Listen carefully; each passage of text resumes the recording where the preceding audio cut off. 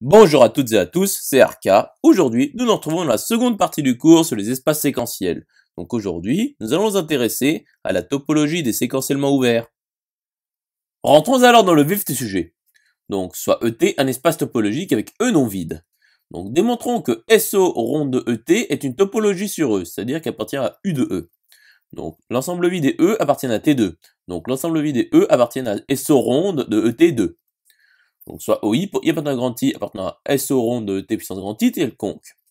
Donc, soit Xn, une suite dans E, telle qu'il existe X appartenant à l'union pour I appartenant à grand I DOI, telle que limite lorsque n sera plus affine de Xn égale X. Donc, nous supposons bien évidemment que un DOI est non vide.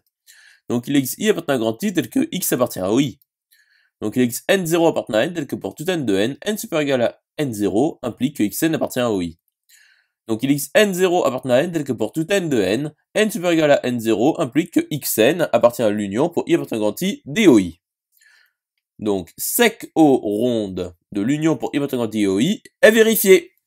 Et donc l'union pour I appartenant à grand I DOI appartient bien à SO ronde de T. Continuons la démonstration. Donc soit OJ pour J appartenant à grand J appartenant à SO ronde de T puissance grand J quelconque. Donc ici, vu que grand J est entre parenthèses, cela signifie que grand J est fini. Donc soit Xn, une suite dans E, telle qu'il existe X appartenant à l'intersection pour J appartenant à grand J DOJ, et telle que limite lorsque n plus affine de Xn égale X. Donc pour tout J de grand J, X appartient à OJ. Et donc pour tout J de grand J, il existe N0 appartenant à N, tel que pour tout N de N supérieur égal à N0 implique que Xn appartient à OJ.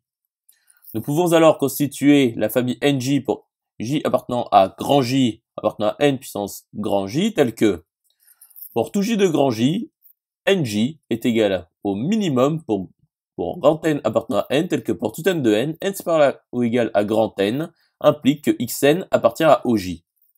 Donc soit psi, l'application de grand J dans N qui associe à J, NJ.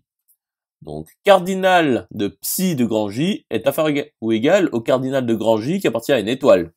Donc cardinal de psi de grand J appartient à une étoile. Et donc il existe U appartenant à psi de grand J, tel que pour tout V de psi de grand J, V est inférieur ou égal à U. Poursuivons la démonstration. Donc soit N appartenant à N, tel que N est supérieur ou égal à U quelconque. Donc pour tout J de grand J, N est supérieur ou égal à psi de J, qui est égal à NJ. Donc pour tout J de grand J, Xn appartient à OJ. Donc Xn appartient à l'intersection pour J appartenant à grand J DOJ.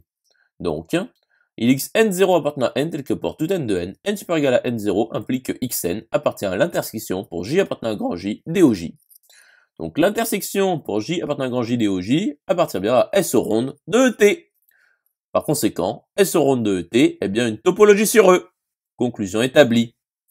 J'espère que cette vidéo vous aura plu et vous sera utile. Nous nous retrouvons dans la troisième partie.